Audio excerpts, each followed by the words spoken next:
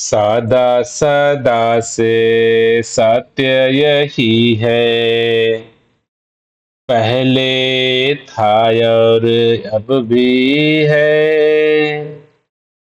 सदा सदा से सत्य यही है, पहले था और अब भी है। सदा सदा से सत्य ही है, पहले था और अब भी है। ये वाणी सत्य को परिभाषित करने का प्रयास कर रही है। जो समय का सतगुरु होता है, गुरु होता है,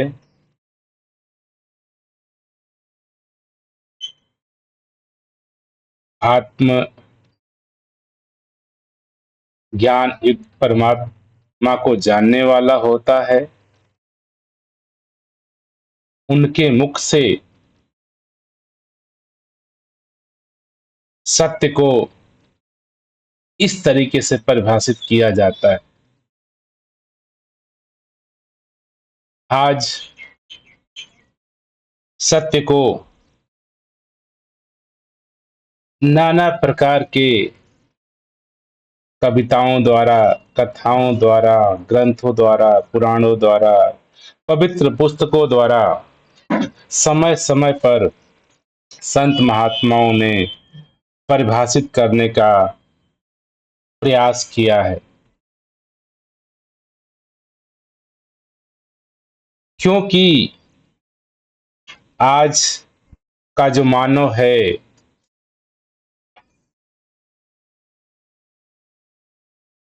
ऐसा लगता है इस सत्य से अनभिज्ञ हुआ है, भूला है, उसको ध्यान भी नहीं, उसका जिक्र भी नहीं करता। आज मनुष्य की जो हालत है, जो मनुष्य की प्रवृत्ति है, जो सोच है, जो उसकी गतिविधियां हैं, जो उसके भाव हैं, जो उसके मन के विचार हैं, अगर इसको देखा जाता है तो ऐसा ही पाया जाता है कि आज ये इंसान सत्य से अनभिज्ञ है। और इसी सत्य जो सदा सदा से सत्य यही है, ये जो परमात्मा, जो निराकार, जो सत्य, यही जो हर जगह एक जैसा अपरिवर्तनीय उपलब्ध है, इसी सत्य की जिसने भी इस सत्य को जाना, सत्य का बोध किया, सत्य को समझा, अर्थात जो भी मनुष्य अपने मन द्वारा अर्जित शब्दों के द्वारा सोया हुआ है, जिस दिन इस निद्रा से इंसान जगता है तो उसको सत्य का बोध होता है, उसको सत्य की समझ होती है। जब सत्य की समझ हो जाती है, तब संत महात्मा नाना प्रकार के भाषाओं से, कथनों से, शब्दों से, क्रियाकलापों से इस सत्य को, इस परमेश्वर को, इस ईश्वर को गाते हैं, गुनगुनाते हैं, बयान करते हैं।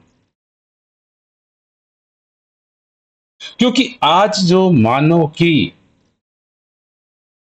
अवस्था है, जो निद्रा की अवस्था है, सोए हुए की अवस्था है, अज्ञान की अवस्था है,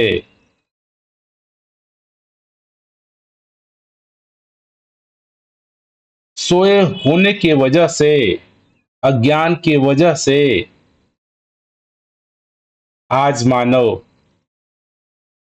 अपने सामने, अपने अंदर, अपने बाहर, हर जगह उपस्थित परमेश्वर, परमात्मा, प्रभु से अनभिज्ञ है।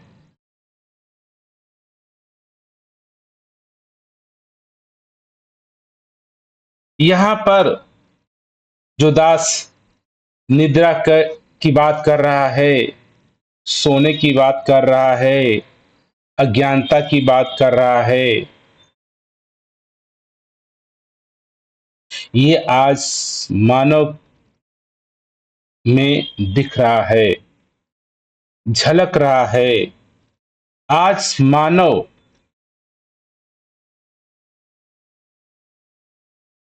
अपने मन द्वारा निर्मित, बुद्धि द्वारा निर्मित शब्दों की निद्रा में डूबा हुआ है।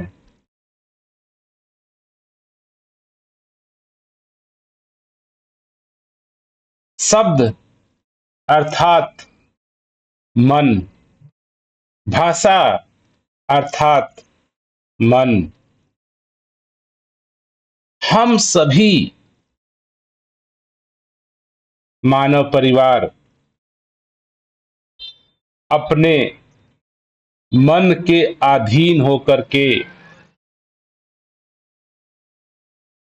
मन जो सुना रहा है, मन जो सोच रहा है, मन जो कहलवा रहा है, मन जो देख रहा है, इसके अंदर दब गए हैं। तो हमारी निद्रा, सोयापन, अज्ञान मन के कारण है।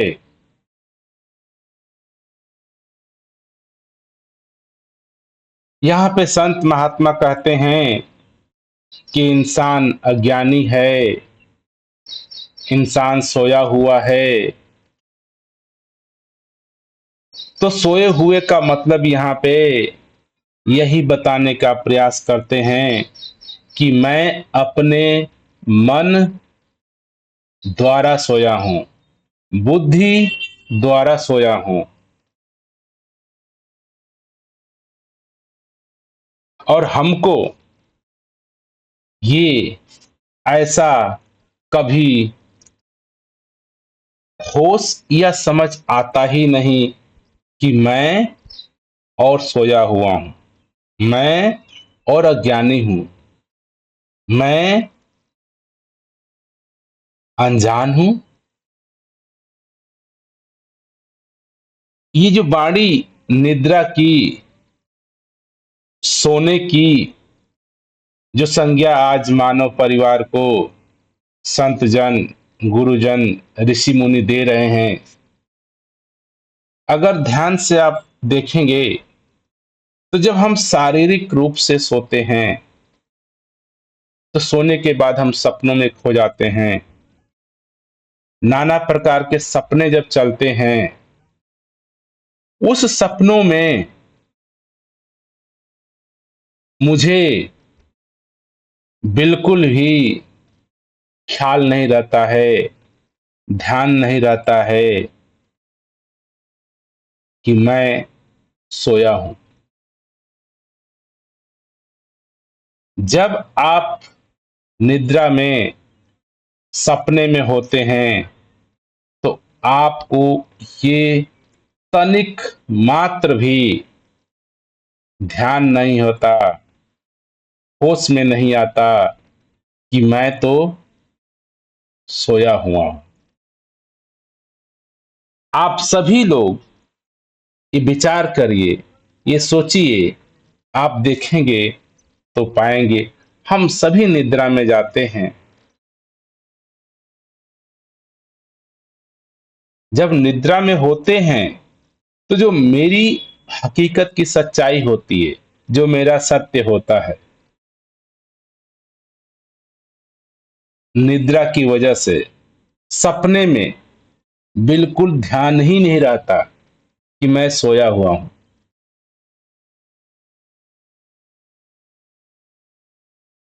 अब हम सभी विचार करें,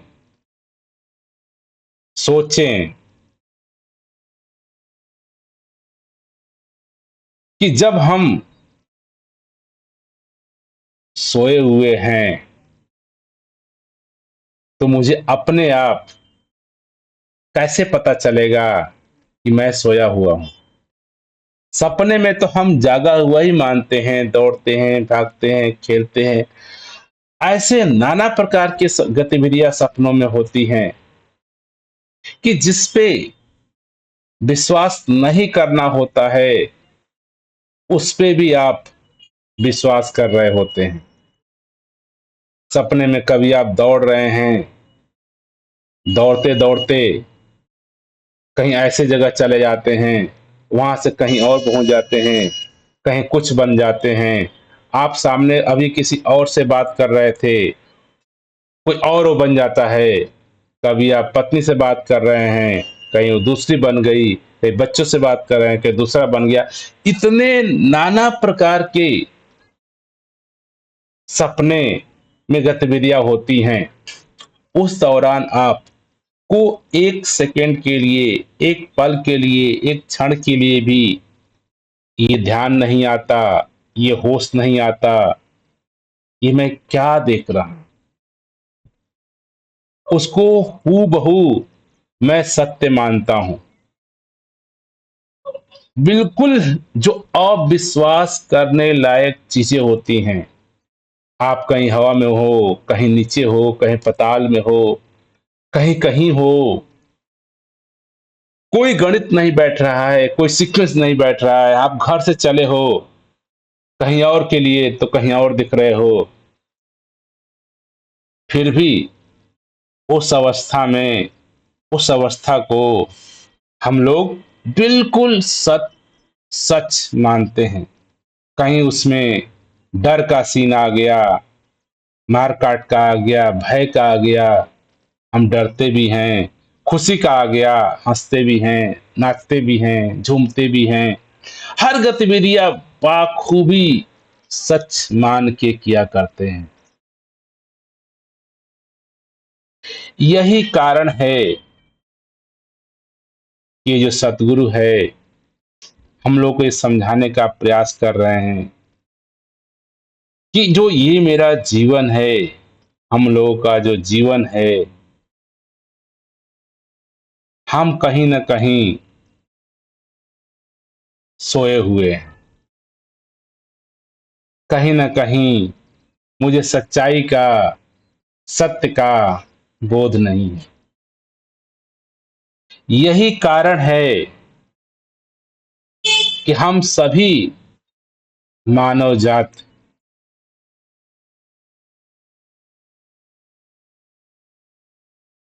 किसी न किसी वजह से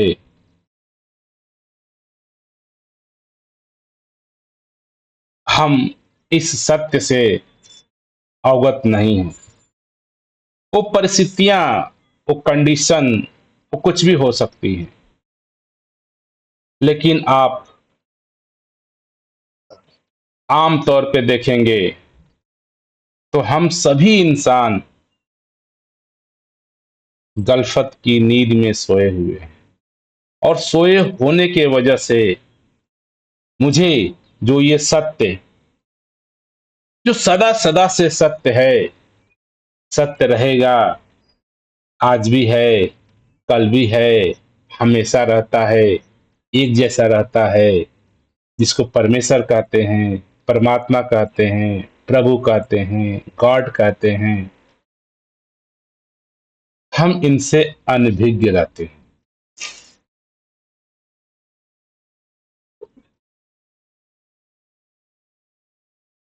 तो अब एक सामान्य मानव की अगर हम परिस्थिति को विचार करें तो हमें ऐसा क्यों लगता है, ऐसे क्यों संत महात्मा कहा करते हैं कि हम अपने शब्द रूपी मन के द्वारा सोए हुए हैं।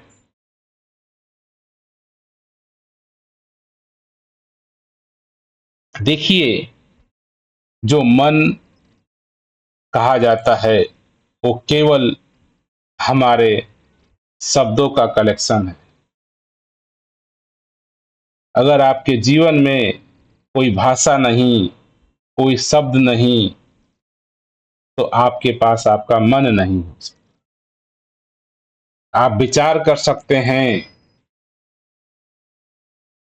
शायद हम सोच भी नहीं पाएंगे, लेकिन हम दूसरों को देख करके ये अंदाजा लगा सकते हैं कि जब एक बच्चा पैदा होता है तो ना उसके पास उसकी कोई भाषा होती है, कोई आवाज होती है, कोई मन होता है, कोई बुद्धि होती है,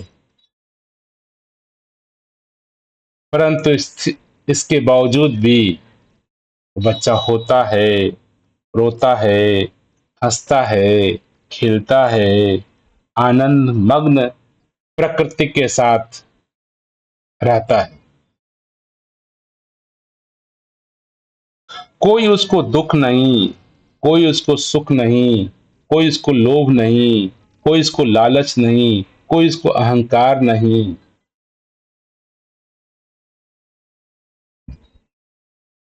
अर्थात अगर हम अपनी अवस्था को देखें तो हम दुखी हैं, हम परेशान हैं,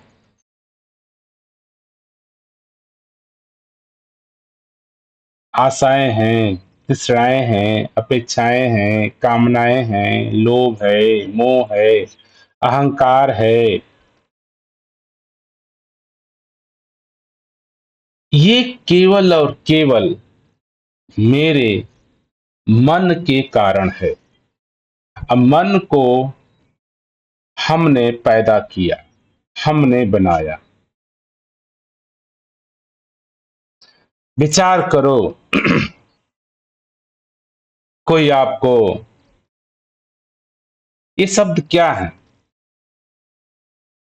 अल्फाबेट क्या है, वर्णमाला क्या है, भाषा क्या है, मन क्या है, हम अधिकतर विचार ही नहीं करते, सोच ही नहीं करते, एनालिसिस ही नहीं करते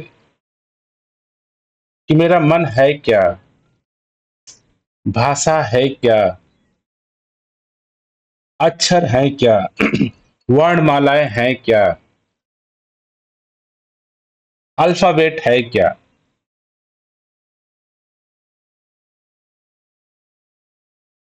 हमने ए लिख दिया, एक आकृति बताया ए, और उसको एक आवाज से प्रोनाउंस किया ए। अर्थात आवाज है,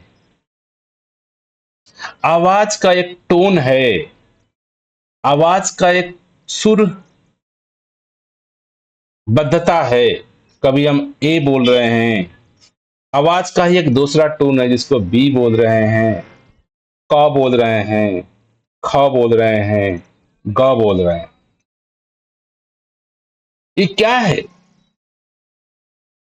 वर्णमालाएं या लेटर या अल्फाबेट हमारी आवाज का एक स्पेसिफिक रूप है, एक स्पेसिफिक टोन है। हम एक आवाज को एक लयबद्धता से बोलते हैं तो क बन जाता है, अपने आवाज को एक लयबद्धता से बोलते हैं तो ख बन जाता है। और उसी लयबद्धता को अगर हमने आकार दे दिया कि ऐसे लाइन तो ए बन गया, ऐसे लाइन तो क बन गया, ख बन गया, अ बन गया।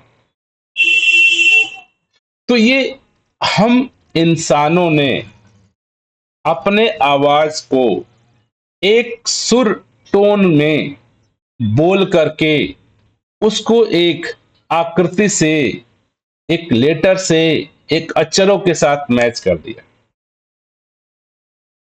तो जो मेरे अल्फाबेट हैं या वर्णमाला हैं, वो क्या है? एक मानव ने आकृति बनाया और उसको एक साउंड दे दिया, एक स्पेसिफिक साउंड दे दिया, और उसको हमने वर्णमाला बोल दिया, अल्फाबेट बोल दिया। और उनको एक लयबद्धता से अगर मैं जोड़ता गया तो शब्द बन गया, शब्द को एक लयबद्धता से जोड़ता गया तो वाक्य बन गया, सेंटेंस बन गया। लेटर, वर्ड, अल्फाबेट, सेंटेंसेस, और सेंटेंसेस से भाषा बन गई। तो भाषा आवाज है एक आकृति को प्रेजेंट करने के लिए, और भाषा ही हमारा मन है। लैंग्वेज, भाषा ही मेरा मन है, क्योंकि ये मेरे मस्तिष्क, मेरे बुद्धि की इतनी कैपेबिलिटी है, क्षमता है कि हम आवाज को एक आकृति से मैप कर दिए। मेरे हाथ आकृति बना दिए, मुख ने आवाज दिया, और इन दोनों को मैप कर दिया हमारे मस्तिष्क ने। तो ये पूरी भाषा का जो उत्पत्ति लैंग्वेज का हुआ, भाषा का हुआ, हमारे इस मस्तिष्क, हमारे इस हाथों, हमारे इस माउथ जिससे मैं आवाज को उत्पन्न करता हूं, टोन का कॉम्बिनेशन।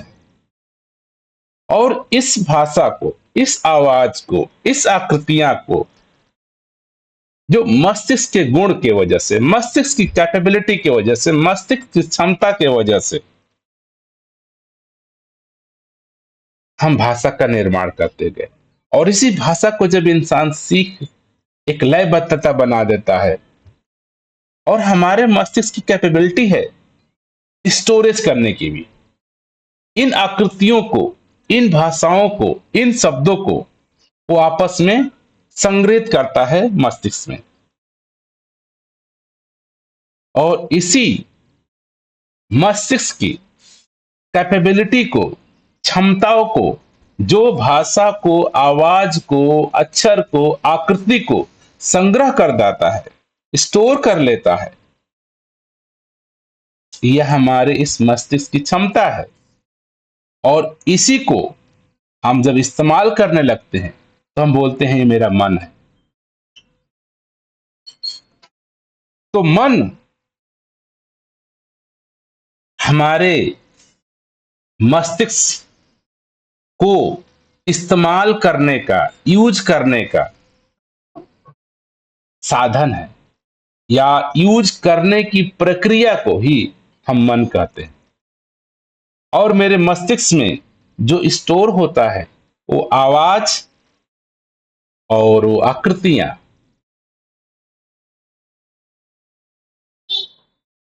अब देखिए, मेरे जीवन में मान लीजिए कि मुझे भाषा का ज्ञान हो गया। अब इस भाषा, इस अक्षर, इस लेटर से लेकर के नाना प्रकार के शब्द बना दिए गए। पाप, पुण्य, लाभ, हानि, सुख, दुख, अच्छा, प्रशंसा, बुराई, ये क्या है? सारे सारे शब्द हैं। सारे क्या हैं? शब्द हैं। अगर मुझे कोई कहता है कि आप तो बड़े बुद्धिमान हैं, मैं उसको संभाल लेता हूं और उसके हिसाब से प्रफुल्लित हो जाता हूं, अच्छा लगने लगता। केवल शब्द है। उसने कह दिया कि आप एक बुद्धिमान हैं, समझदार व्यक्ति हैं, धार्मिक हैं। भले ही कहने वाला बुद्धिमान हो या न हो, उसकी बुद्धिमत्ता कहाँ है नहीं पता, क्यों बुद्धिमान है या नहीं, कैसे जज कर लिया कि मैं ही बुद्धिमान हूं। बस कह दिया उसने कि आप तो बड़े बुद्धिमान हैं, और मैं बुद्धिमान मान लिया। मुझे नहीं पता कि उसकी बुद्धि क्या है, उसकी कितनी बुद्धिमत्ता है, उसकी सोच क्या है। उसके कहे हुए शब्द को मैंने चिपका करके खुद को प्रफुल्लित कर लिया, खुद को अहंकारी, अभिमानित, वाह मैं तो बुद्धिमान। ऐसे ही चंद शब्द, टुकड़े शब्दों के, आवाज के संग्रहित किया हुआ मनुष्य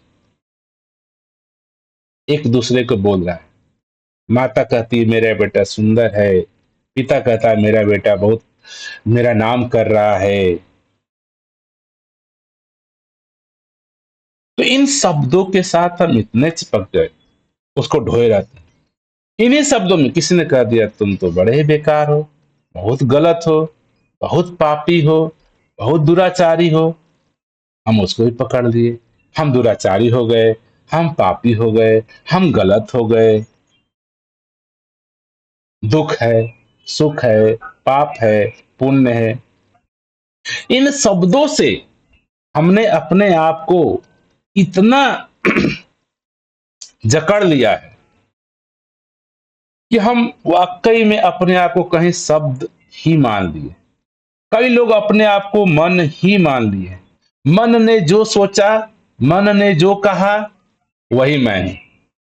आपसे पूछा जाए आप कौन हैं, तो मन के पास संग्रहित शब्द हैं।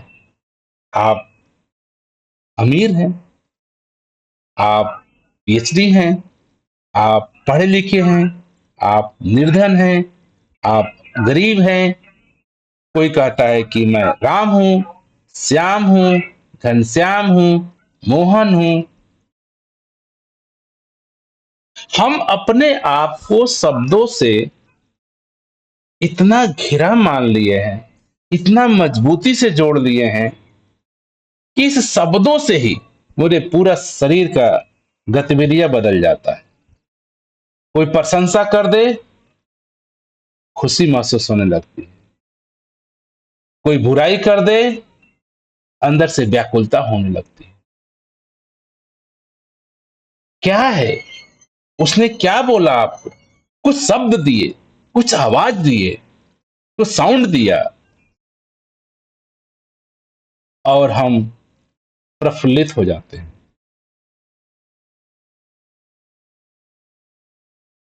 इस भाषा अर्थात मन के द्वारा हम इस संसार में जीते हैं, और मन शब्द, भाषा, आवाज से सत्य नहीं पाया जाता, नहीं मिलता।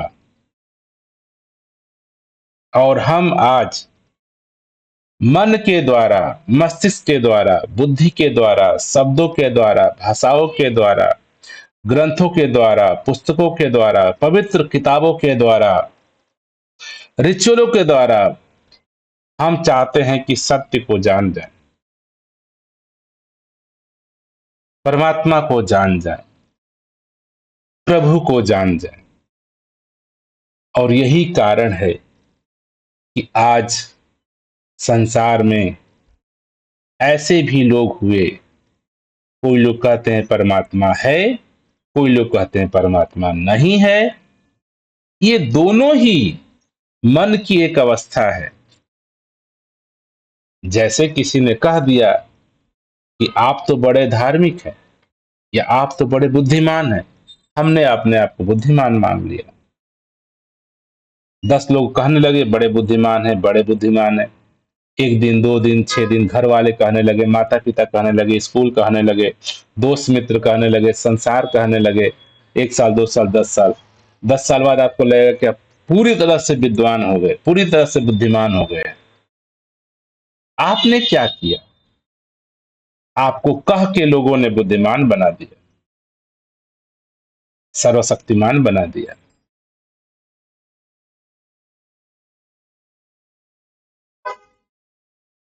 तो ये भाषा इज लैंग्वेज। दास को एक कहानी याद आती है। एक आदमी परदेश चला गया कि चलो, और उस आदमी की जो भाषा, जो लैंग्वेज बिल्कुल ही दूसरी थी। और जिस प्रदेश में, जिस जगह हो गया, वहां पे दूसरी तरह की भाषा, लैंग्वेज बोली जाती थी। तो उस नगर में पहुंचा, पहुंच करके चलता गया। एक जगह देखा, एक कोई होटल है, वहां पे लोग आ रहे हैं, जा रहे हैं। तो वहीं खड़ा था वो। तो जो वहां गेट पे खड़ा हो जाता है होटल के, तो वहां के जो कर्मचारी होते हैं उसको बुला करके अंदर ले जाते हैं। वो बड़ा खुश होता है कि इस देश में, इस प्रदेश में लोग कितना अतिथि भाव रखते हैं, कितना आदर सत्कार से मुझे ये लोग अंदर ले गए। क्योंकि वो भाषा नहीं जानता था, अपने मन में ऐसा कहने लगा कि यहाँ के लोग कितने अतिथि का ध्यान रख रहे हैं। मैं तो खड़ा था, ये हमें बुला के अंदर ले गए। वहां उसको जाकर के चेयर कुर्सी मेज पे बैठा दिए और बड़ा सुंदर तरीके से पानी लाए। कहा वाह कितने सुंदर लोग हैं। पानी पिया, खाना आ गया, खाना भी खाया। प्रशंसा किए जा रहा है, इस देश के लोग कितने सुंदर हैं, अपने अतिथि का भगवान के मुताबिक सेवा कर रहे हैं, अतिथि का कितना ध्यान रख रहे हैं, खाना खिला रहे हैं, पानी पिला रहे हैं। जब खाना पीना हो गया उसका, तो वहां के होटल के जो कर्मचारी होते हैं उनको एक ला करके बिल देते हैं। अब वो बंदा, भाषा तो उसको आता नहीं था, तो वो सोचा कि हो सकता है ये मुझे लिख करके धन्यवाद दे रहे हैं, शुक्राना कर रहे हैं। वो उनको भी प्रणाम करने लगा, झुक के नमस्कार करने लगा। वो कुछ कहें लेकिन वो समझे नहीं। तो फिर क्या हुआ, वो कर्मचारी अपने होटल के मालिक को ले आए। जब उसका मालिक आ रहा है, तब वो व्यक्ति क्या कह रहा है, सोच रहा है, अब देखो ये अपने होटल के मालिक को भी ला रहे हैं मेरे धन्यवाद के लिए। भाषा का ज्ञान नहीं है। अब वो सोच रहा है कि ये मालिक इतना बड़ा होटल का अतिथि का धन्यवाद कर रहा है, यहाँ पे आ गया। फिर ऐसी व्यवस्था हुई कि वो लोगों ने उसको अदालत भेज दिया। अब वो सोचने लगा कि इतनी बड़ी हैसियत तो मेरी है नहीं, ये लोग मुझे सम्राट महल में ले जा रहे हैं। महल में, अदालत में जज ने वो सारी कहानी को सुना और समझने का प्रयास किया। और वो तो नमस्कार किए जा रहा है, तारीफ किए जा रहा है, अपनी भाषा में खुश है कि मुझे अतिथि को राजा के यहाँ, सम्राट के यहाँ लाया गया है। भाषा का अनुभव न होने से वो बड़े खुश है बड़े आनंद में है, परमात्मा को प्रार्थना कर रहा है, शुक्राना कर रहा है। अदालत ने कहा कि सजा इसको दी जाती है क्योंकि इसको नहीं पता, हम लोग को नहीं पता भाषा का वजह से। तो ऐसा ना हो कि ये किसी और को भी ऐसी आ, गतिविधियां करे, कहीं जाए खाए पिए, किसी को धोखा दे। तो इसको पूरे प्रदेश में इसके नाम तख्ती लगा करके कि इससे आदमी अवेयर रहे कि वापस एक जा करके किसी को धोखा ना दे, किसी को परेशान मत करे, क्योंकि ऐसे। तो उन्होंने क्या किया कि उसको एक गधे पे बैठा करके उसकी माला लटका करके उस पर लिख दिया कि ये व्यक्ति है जो कि धोखा दे सकता है, आप लोग इससे अवेयर रहें, ताकि दूसरे लोग भी ऐसी परिस्थिति में ना फंसे। अब वो जो व्यक्ति है वो बड़े प्रसन्न हुए जा रहा है कि मुझे पूरे महल में, पूरे प्रदेश में घुमाया जा रहा है। वो गधा बैठ के चला, बहुत सारे लोग भी प्रदेश के आके देखने लगे। वो बहुत प्रसन्नित हो रहा है कि इतनी वाहवाही, इतने अतिथि का स्वीकार हो रहा है, लोग प्रशंसा कर रहे हैं, पूरा प्रदेश घुमाया जा रहा है मुझे, मन ही मन खुश हुए जा रहा है। अब कहा कि ये इतनी खुश की अवस्था मैं कैसे किस अपने प्रदेश में जाकर के बताऊंगा तो लोग विश्वास करेंगे, ये हो नहीं सकता। अगर कोई मेरे प्रदेश का यहां व्यक्ति होता तो देखता कि क्या तारीफ है, सवार हूं मैं, सब लोग देख रहे हैं मुझे, मैं प्रदेश में भ्रमण कराया जा रहा हूं। चलते चलते आगे कहते हैं कि एक चौराहे पे बहुत सारे लोग इकट्ठे हो गए, देखने लगे। और वही कह रहा था कि शायद मेरा प्रदेश का कोई यहाँ व्यक्ति होता तो देखता इस नजारे को, मैं कहूंगा तो कोई लोग विश्वास नहीं करेंगे। तो उसी भीड़ के बीच में एक उसके प्रदेश का आदमी दिख जाता है और वो बुलाने की कोशिश करता है कि देखो, सुनो। लेकिन वो व्यक्ति काफी सालों से इस प्रदेश में रह रहा था, इस प्रदेश की भाषा, लैंग्वेज जान गया था, समझ गया था। वो समझ गया कि परिस्थिति क्या है और उसी में छिप करके वो वहां से निकल गया। तो उस व्यक्ति को देखिए, वो ये प्रशंसा करता है कि देखो इसको कितनी ईर्ष्या हो रही है, ये देख नहीं पा रहा है, ये ईर्ष्या बस भागा चला जा रहा है।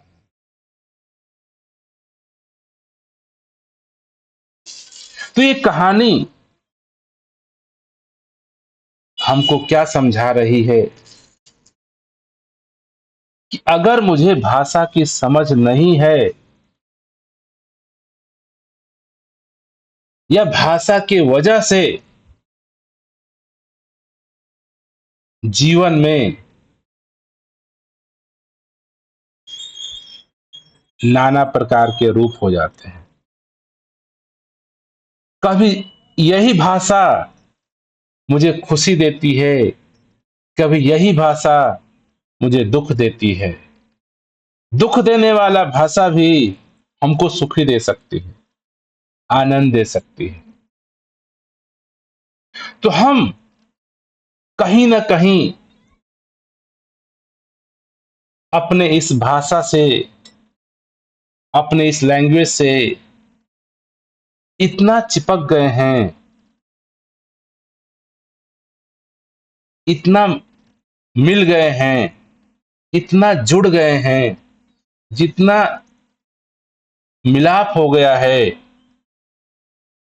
कि भाषा मेरे फिजिकल शरीर के तहत मैं स्वयं को परिभाषित भाषा से हो गया हूं। कहीं ना कहीं हम सब इंसान जो मन है, मन में मन से इतने लिप्त हो गए हैं कि मुझे जो सत्य है, जो सच्चाई है, उसका बोध नहीं हो पा रहा। मन चित्त बुद्धि से परे है देखा। ये सत्य, जो परमात्मा, जो परमेश्वर है, मन चित्त बुद्धि से परे की बात है। मन चित्त बुद्धि से इस संसार की गतिविधियां, सफलताएं, विसफलताएं, धन दौलत अर्जित किए जा सकते हैं, क्योंकि धन दौलत, महल घर इस संसार में इंसानों ने अपने बौद्धिक मन के द्वारा बनाया। धन दौलत इंसानों ने नाम दिए, रुपए में, पैसे में, धन में, दौलत में, ज्वेलरी में। ये हम इंसानों का, अर्थात मन द्वारा, अर्थात भाषा द्वारा परिभाषित संसार है। अगर तो ये मन चित्त बुद्धि संसार की धन दौलतें तो दे सकते हैं, हम बुद्धि से, विवेक से, भाषा से नाना प्रकार के पद हासिल कर सकते हैं, धन हासिल कर सकते हैं, शक्ति हासिल कर सकते हैं, ताकत हासिल कर सकते हैं, यश पद पदवियां प्राप्त कर सकते हैं, राजा महाराजा बन सकते हैं, सम्राट बन सकते हैं। क्यों कि राजा महाराजा, धन, रुपया, पैसा हम मनुष्य अर्थात मन द्वारा निर्मित है। मन द्वारा निर्मित संसाधनों को मन से पाया जा सकता है। भाषा द्वारा निर्मित संसाधनों को भाषा द्वारा पाया जा सकता है। लेकिन मैं अपने मन और चित्त और बुद्धि से सत्य को हासिल नहीं कर सकता, क्योंकि मन हमारा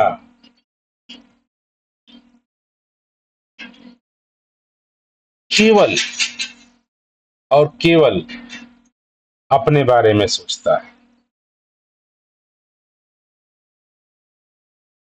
कि मैं स्वस्थ हो जाऊं, मैं सुखी हो जाऊं, मैं धनवान हो जाऊं, मेरी भूख खत्म हो जाए, मेरी प्यास मिट जाए।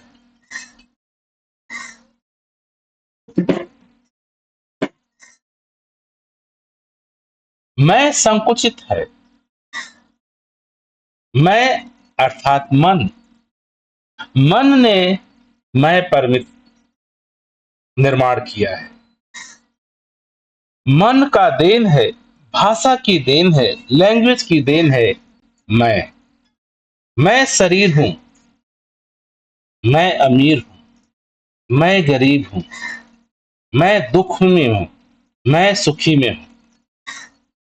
ये सारे परिस्थिति हमारे जीवन में जो आज है, केवल और केवल मन द्वारा निर्मित।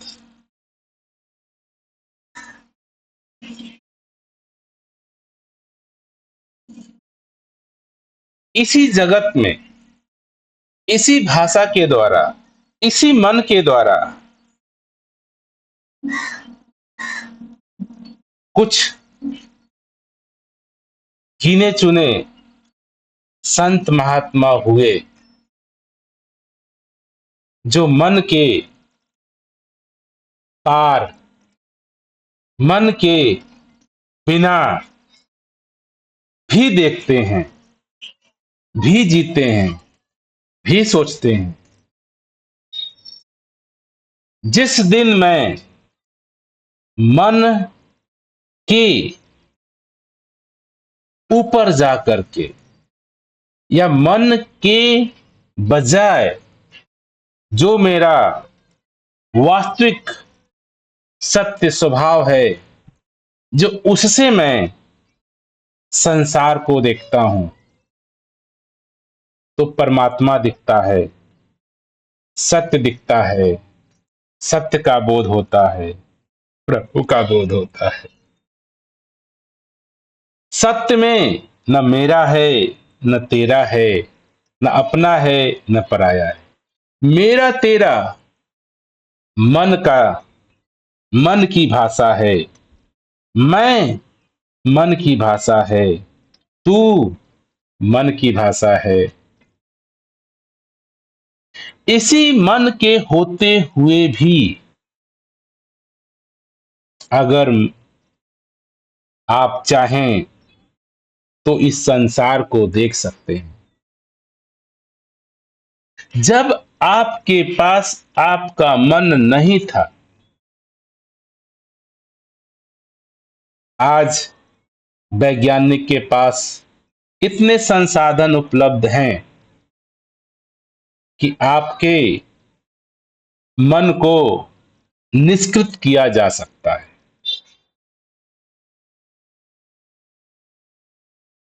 तब आप संसार को देखते हैं तो क्या उसमें अपना पराया दिखता है? आप में, प्रकृति में अंतर दिखता है? आप अलग होते हो? अगर आप एक बच्चे की नजर से देखें तो बच्चे के लिए अभी मन का विकास नहीं हुआ है, उसको शब्दों का ज्ञान नहीं है, उसको भाषा का ज्ञान नहीं है, लेकिन वो प्राकृतिक में, वो मनुष्य के रूप में, अस्तित्व के रूप में उपस्थित है, एग्जिस्टेंस है उसका। वो देखता भी है, वो सुनता भी है। तो क्या देखता है, क्या सुनता है? क्या उसके अंदर मैं मेरे की भाव है, दुख सुख की भाव है, अपना पराया की भाव है, एक दो की भाव है? न उसको कोई एक दिखता है, न दो दिखता है, न अपना दिखता है, न पराया दिखता है, न मैं दिखता हूं, न तू दिखता है। वो बिना मस्तिष्क के, बिना बुद्धि के, बिना मन के, पूरे ब्रह्मांड के साथ, पूरे अस्तित्व के साथ एक लयबद्धता होता है। उसके अंदर न एक का ख्याल आता है, न दो का ख्याल आता है। उसे लगता ही नहीं कि मैं हूं। मैं का शब्द ही नहीं, मैं का बोध ही नहीं। इसको संत महात्माओं ने, अद्वैत ऋषियों मुनियों ने अद्वैत का भाव कहा, क्योंकि ये अद्वैत है।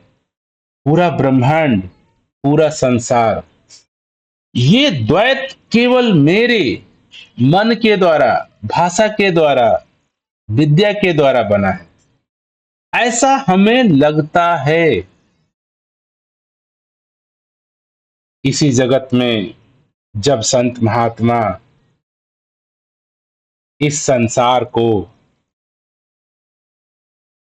अपने भाषा, मन के द्वारा नहीं देखते हैं, तो जो भी दिखता है वो केवल ये सत्य, सदा सदा सत्य परमेश्वर, प्रभु ही दिखता है। प्रभु के नगर में, ये बहुत अच्छा कोट है जीसस का, कि प्रभु के नगर में अगर हम बच्चे की तरह हो जाएं तो हम प्रभु के नगर में होते हैं। हम स्वर्ग में होते हैं, हम परमात्मा में होते हैं, हम परमात्मा ही होते हैं, हम प्रभु ही होते हैं। प्रभु हमसे बोलता है, हम प्रभु में होते हैं।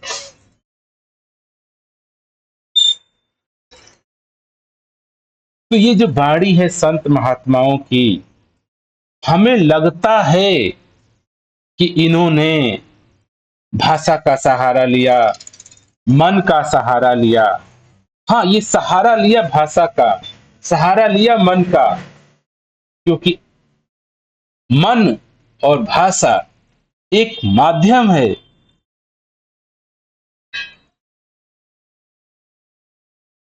एक मेरे पास कोई दूसरा माध्यम नहीं सत्य को बयान करने का, सत्य को कहने का। तो इस सत्य को कहने के लिए हमें मन, मनुष्य द्वारा निर्मित भाषा, मन का सहारा लेना पड़ता है। लेकिन इस भाषा से हम या संत गुरु या संत महात्मा जो मन के पार है, जो भाषा के पार है, जो अद्वैत है, उसको कहने का प्रयास करते हैं, उसको बताने का प्रयास करते हैं। तेज वाणी भी कह रही है, सदा सदा से सत्य ही है, पहले था भी और अब भी है। ये सत्य है, जो परमेश्वर है, जो प्रभु है, जो ऊर्जा है, जो विद्युत है,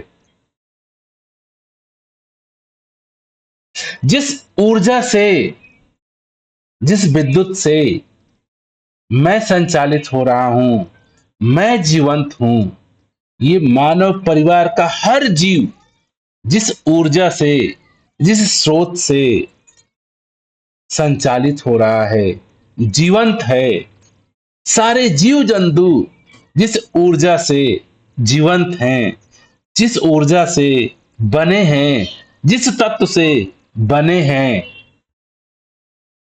वो केवल ये सत्य प्रभु ही है। तो शब्दों से, मन से जो सतगुरु होता है, अशब्द को, अद्वैत को द्वैत के माध्यम से, मन के माध्यम से जो सतगुरु होता है, अद्वैत को, सत्य को, प्रभु को प्रकाशित करता है। और ये अद्वैत, ये सत्य को नाना प्रकार से संतों ने हमें समझाया कि जो सदा सदा से सत्य ही है, यही अर्थात जो आपके सामने, आप में, आपके अंदर हर जगह एक रस, एक जैसा, अपरिवर्तनीय उपस्थित है। और ये हमारी भाषा की लिमिटेशन है, कमियां है कि मैं बोलता हूं कि पहले भी था और अब भी है।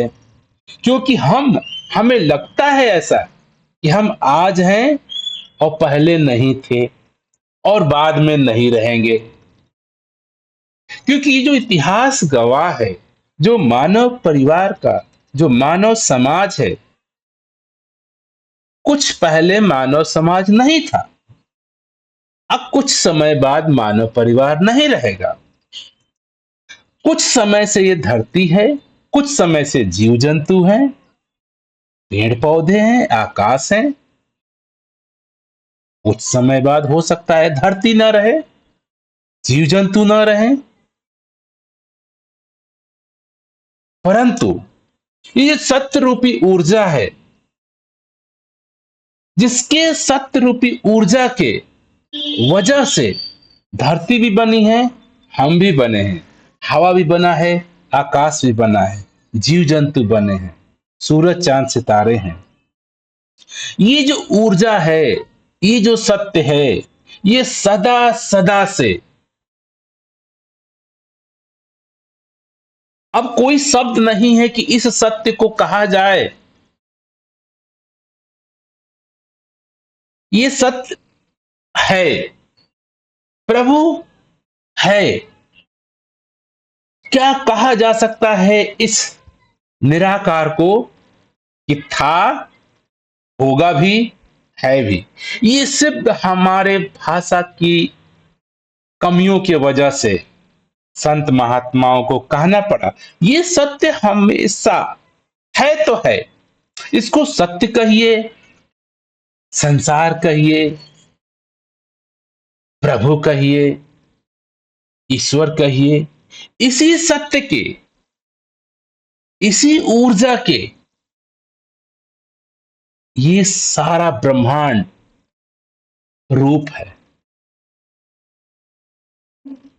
ये जो सत्य ऊर्जा है जिससे मेरा पूरा शरीर बना हुआ है, जिस सत्य ऊर्जा से मैं संचालित हूं, जिससे मैं जीवंत हूं, रोम रोम में, कण कण में ऐसे ऐसे शब्दों का सहारा संत महात्माओं ने लिया कि हे इंसान, तू एक बार मन से पार होकर के, मन के अलावा, मन के ऊपर, या बिना मन के, बिना शब्द के, बिना भाषा के, बिना लैंग्वेज के, बिना आवाज के, इसको देख। तो इस सत्य का गुण है मौन। आवाज, मन, भाषा है।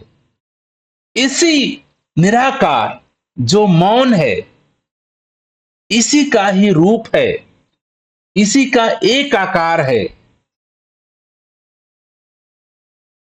इसी का अनेक आकार है, इसी का सारा आकार है।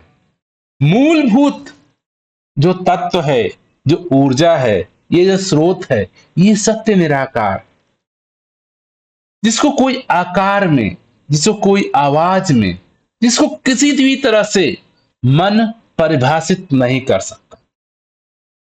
लेकिन जो भी इस जीवंत अवस्था में मानव द्वारा निर्मित भाषा और मन के अलावा, के बिना जो भी देखता है, वो स्वयं सत्य प्रभु ही होता है। लेकिन हम मानव आज मन से, भाषा से इतने गहरे संबंध बना लिए। दास कई बार उदाहरण देता है कि हम एक फूल को भी बगीचे में देखते हैं तो फूल को देखते ही मेरा मन, मेरी सोच, मेरी बुद्धि ये देखने नहीं देती आपको फूल। कहती है ये गुलाब है, ये लाल है, ये अच्छा है, ये बुरा है, ये गंदा है। आपने फूल, आंखों ने फूल को तो देखा, आंख ने कुछ नहीं कहा, लेकिन आपके मन ने, आपके भाषा ने, आपके लैंग्वेज ने अब वो फूल को नहीं देखने दे रही है। वो कहती कि ये फूल है, नाम दे दी, ये गुलाब का फूल है, इसकी पंखुड़ियां लाल है, गंदा है, टूटा है, कांटे हैं। तो आप देखते हो उसको जो आपको आपका मस्तिष्क, आपका मन, आपकी भाषा दिखाती है। प्रकृति के लिए कोई फूल नहीं, कोई कांटे नहीं, कोई लाल नहीं, कोई हरा नहीं। ये हम इंसानों ने भाषा के द्वारा, माध्यम के द्वारा उसको निर्धारित किया। और जैसे ही मेरी आंख ने फूल को देखा, प्रकृति को देखा, मेरे मन ने उसका एक छाप दिया, एक आकृति दे दिया, एक नाम दे दिया, एक कलर दे दिया कि ये फूल है, ये अच्छा है, ये बुरा है, इसमें पत्तियां नहीं, इसमें कली नहीं, इसमें सौंदर्य है। तो हम देखते किससे हैं? भाषा से, लैंग्वेज से। अगर इसी गुलाब के फूल को अगर एक बच्चा देखता है, न जिसके पास मन है, न भाषा है, न कलर है, न लैंग्वेज है, न अच्छा है न बुरा है, अब कल्पना करिए कि वो फूल को देखेगा तो क्या बच्चे के मन में आएगा कि वो फूल है, लाल है, पीला है, हरा है, अच्छा है, बुरा है, सौंदर्य दे रहा है, बदबू दे रहा है? कोई भाव नहीं। बच्चे को तो लगेगी भी नहीं कि वो अलग है। वैज्ञानिकों का मानना है कि बच्चों को तो ये भी नहीं पता कि कलर है, पीला क्या है, लाल क्या है, हरा क्या है। क्योंकि कलर, लाल, पीला, हरा, अच्छा, बुरा, तो हम इंसानों ने, मनुष्यों ने भाषा निर्मित करके नाम आकार रूप दिया है। अलगाव का भाव, एक दो का भाव हम इंसानों की भाषा ने दिया है। हम इंसान शायद थे भी नहीं धरती पे, ये फूल था, सौंदर्य था, रंग रूप था।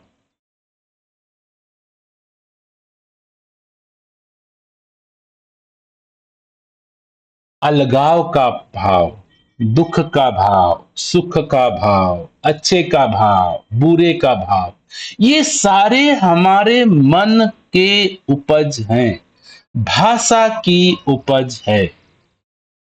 सत्य इससे अलग। इसीलिए संत महात्मा कहते हैं, मन चित्त बुद्धि से परे। जो सत्य परमात्मा है, जो हकीकत है, जो सत्य है,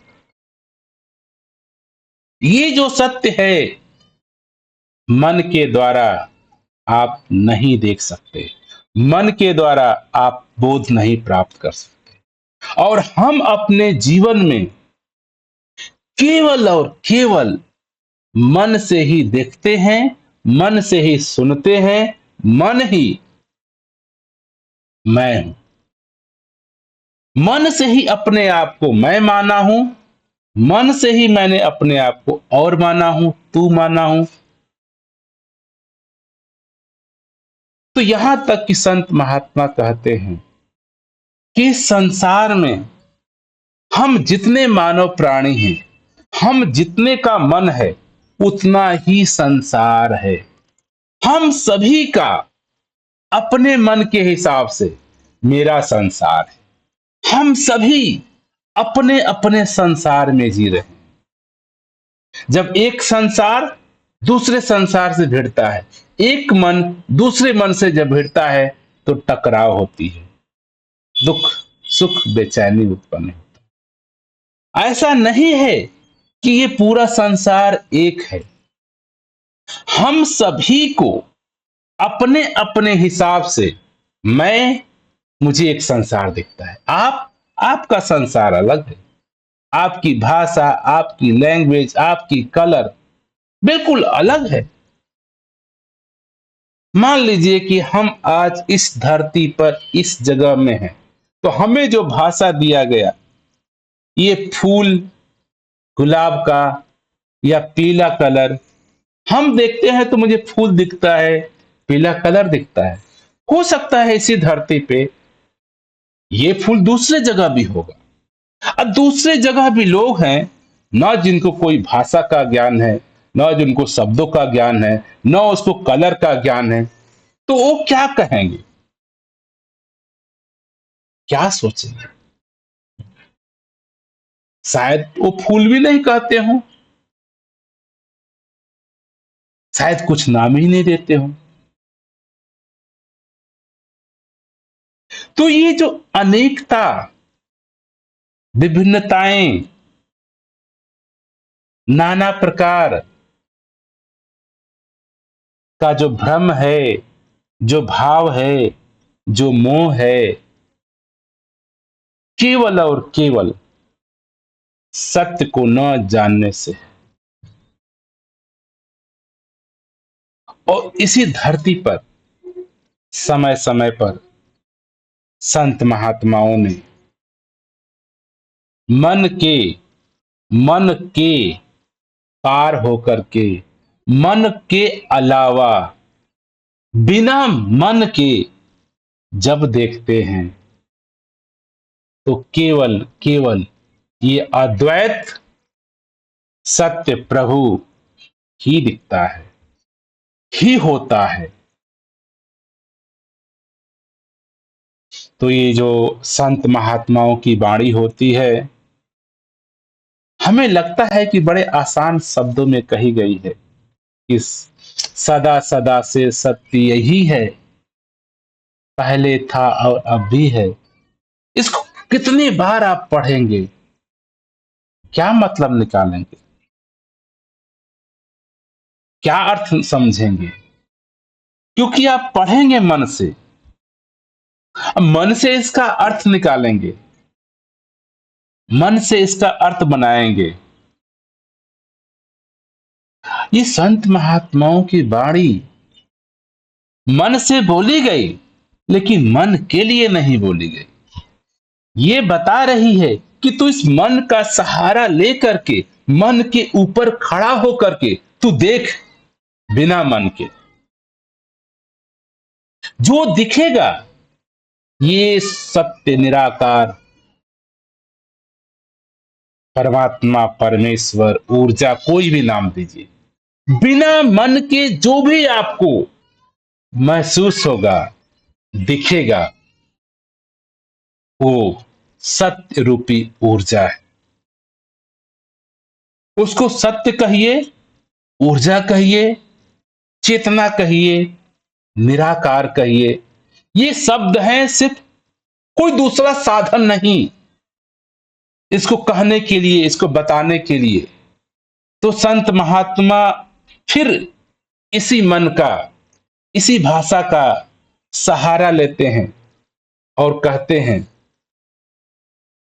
कि तू इस मन का सहारा लेकर के, इस भाषा का सहारा लेकर के, इस द्वैत का सहारा लेकर के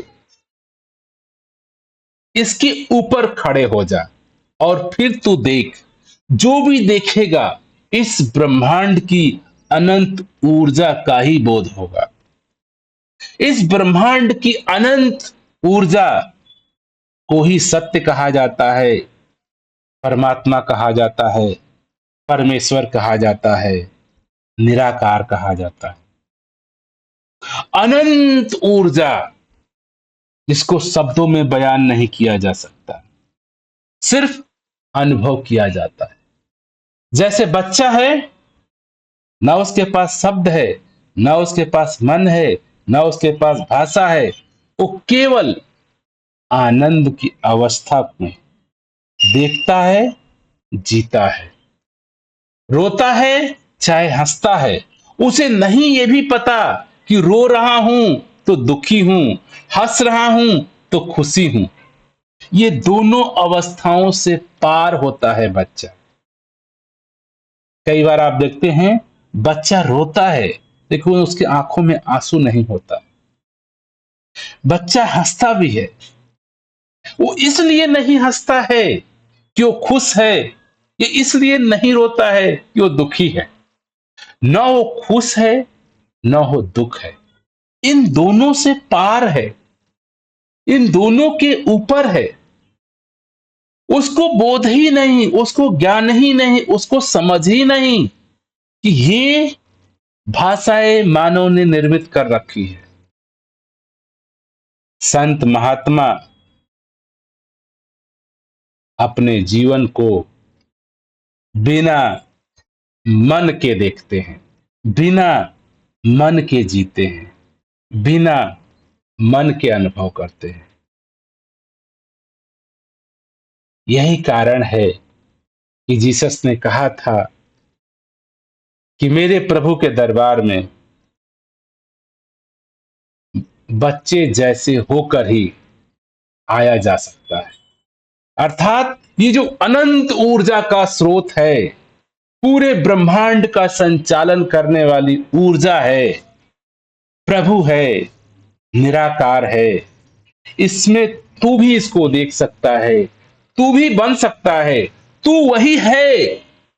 अनंत ऊर्जा का ही स्रोत तू भी है, तू भी ऊर्जा है, तू भी परमात्मा है, तू भी प्रभु है। ये बातें लाखों सालों से कही गई हैं, लेकिन मुझे कभी नहीं लगता कि मैं प्रभु हूं, मैं अनंत ऊर्जा का स्रोत हूं, मैं परमेश्वर हूं, मैं निराकार हूं। क्यों नहीं लगता? क्यों नहीं अनुभव में आता? क्योंकि मैं मन के द्वारा, भाषा के द्वारा, लैंग्वेज के द्वारा, आवाजों के द्वारा अपने आप को आइडेंटिफाई किया हूं, अपने आप को निर्धारित किया हूं, अपने आप को बनाया हूं। संत महात्मा इसी जगत में इन्हीं भाषाओं के, इन्हीं शरीर से आइडेंटिफाइड होने के बावजूद भी वो इनसे ऊपर उठ करके देखते हैं, तो उनको केवल इस ब्रह्मांड का सत्य ऊर्जा ही दिखता है। केवल यही, केवल यही। इस सत्य, अध्यात्म में इसको सत्य कहा गया और वैज्ञानिक दृष्टि से इसी को ऊर्जा कहा गया, जीवंत का तत्व कहा गया, कोई भी। तो वैज्ञानिक दृष्टि से यही अनंत ऊर्जा पूरे ब्रह्मांड में उपस्थित है और इसी को अध्यात्म दृष्टि में यही सत्य निराकार परमात्मा पूरे अनंत ब्रह्मांडों में सभी जीव जंतु रोम रोम में ये स्वयं निराकार सत्य प्रभु परमेश्वर है।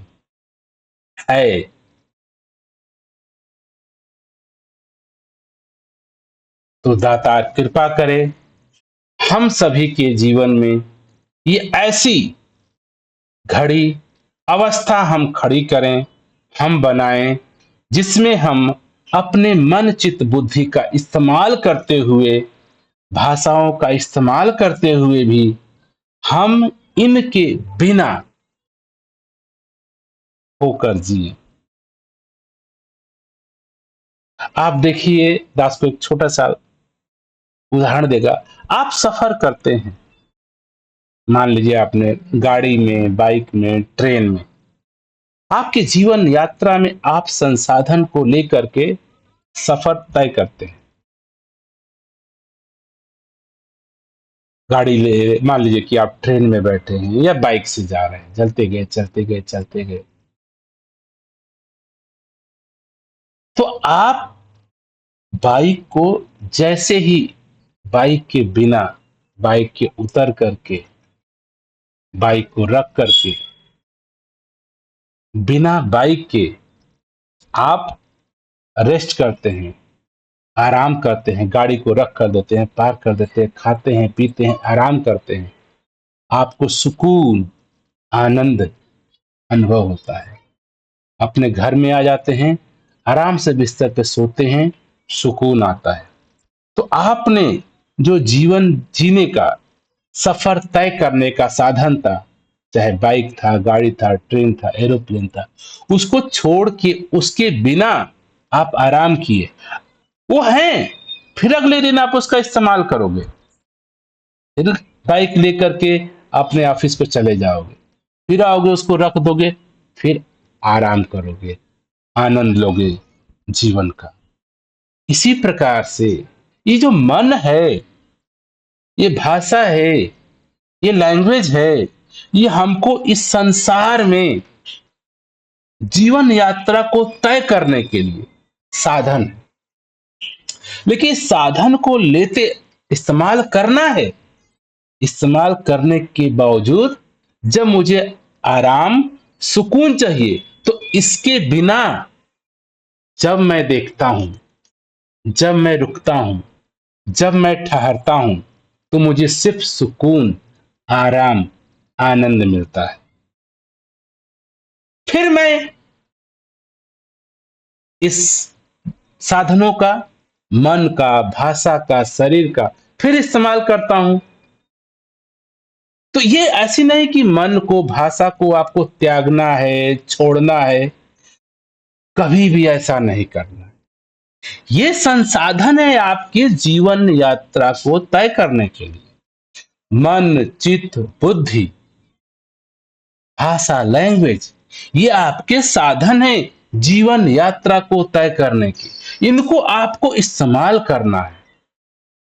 देखिए, जब भी जीवन में सुकून, शांति, चैन चाहिए, आपको इनको वहीं छोड़ के, वहीं रख के, उनके बिना फिर देखते हैं तो केवल अपने सत्य स्वभाव में आप विलीन होते हैं और आप सुख, आनंद का अनुभव करते हैं।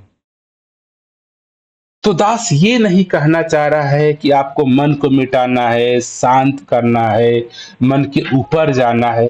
इन सभी संसाधनों का इस्तेमाल करना है। तो जितने संत महात्मा सदगुरु हुए, वो सभी ने इस जीवन यात्रा को तय करने के लिए मन का, चित्त का, बुद्धि का, भाषा का इस्तेमाल किया। इसी कारण से उन्होंने अपने जीवन में नाना प्रकार के जो अपने सुख हैं, अपने सत्य का बोध है, जो अपना आनंद है, वो शेयर किए कि जो आपके पास ये साधन है, इनको थोड़े देर के लिए तू रख दे और इसके बिना तू जीवन को देख। तेरे जीवन में सुकून आएगा, शांत आएगा, आराम आएगा। ठीक है कि ये साधन तुझे मंजिल तक पहुंचाएंगे।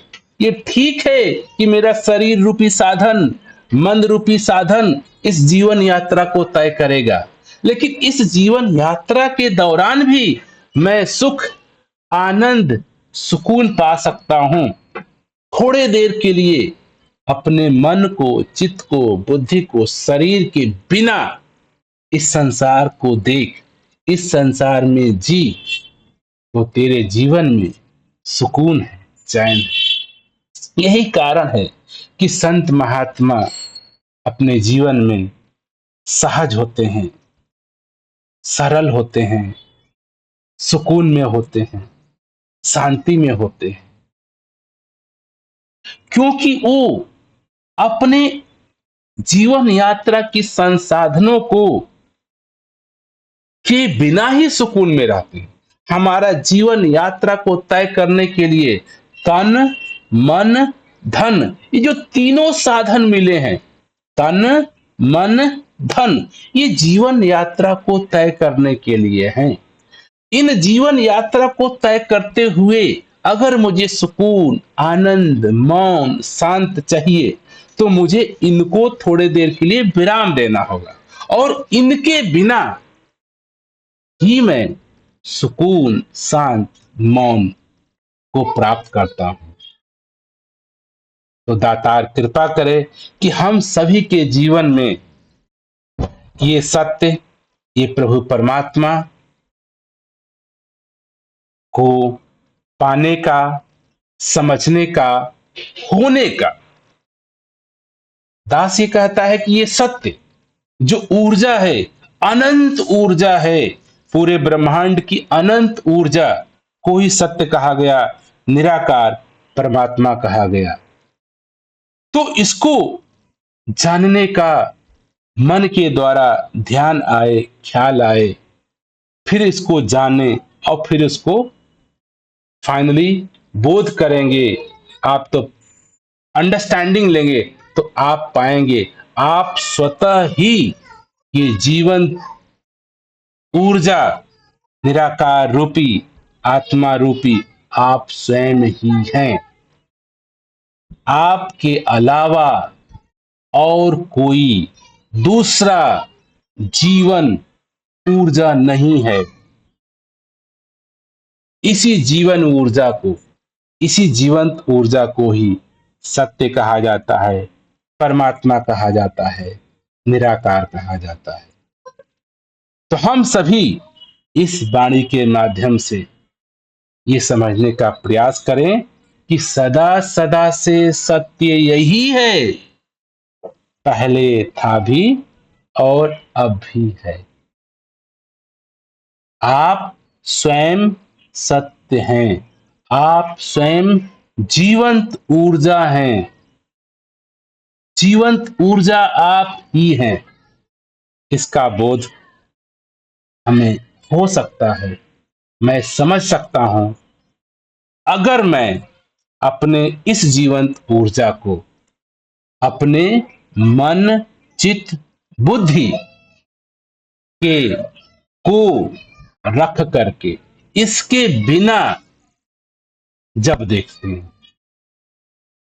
जैसे ही आप अपने संसार को, अपने आप को बिना मन के चित्त के बुद्धि के देखते हैं, तो आपका ही स्वतः सत्य ऊर्जा रूप का बोध होता है। दातार कृपा करे हम सभी के जीवन में ऐसा पल आए कि हम सब अपने मन चित्त बुद्धि के संसाधनों के ऊपर होकर के, को साइड में रख करके इस सत्य ऊर्जा को प्राप्त करें। इसी को संत महात्माओं ने स्वयं का बोध कहा, आत्मा का बोध कहा, परमात्मा का बोध कहा, निराकार का बोध कहा। तो दातार कृपा करे हमारे जीवन में ये संभव हो कि मैं अपने सत्य स्वभाव का बोध कर पाऊं, सत्य स्वभाव को समझ पाऊं, सत्य स्वभाव को जान पाऊं, मैं सत्य ऊर्जा को समझ पाऊं, और ये सत्य ऊर्जा अपने आप को समझा जाता है बिना मन चित्त बुद्धि के। जिस दिन, जिस पल, जिस क्षण आप अपने मन चित्त बुद्धि को हटा करके जो देखते हैं वो आपका ही सत्य स्वरूप निराकार ही होता है, अद्वैत ही होता है, आपका ही स्वरूप ऊर्जा में सत्य में होता है। तो हम सभी अपने सत्य स्वभाव का बोध कर सकते हैं। दास इन्हीं शब्दों से यही कामना करेगा कि हम सब अपने सत्य स्वरूप ऊर्जा आत्मा परमात्मा निराकार का बोध करके ये सत्य ऊर्जा रूपी निराकार हो जाए।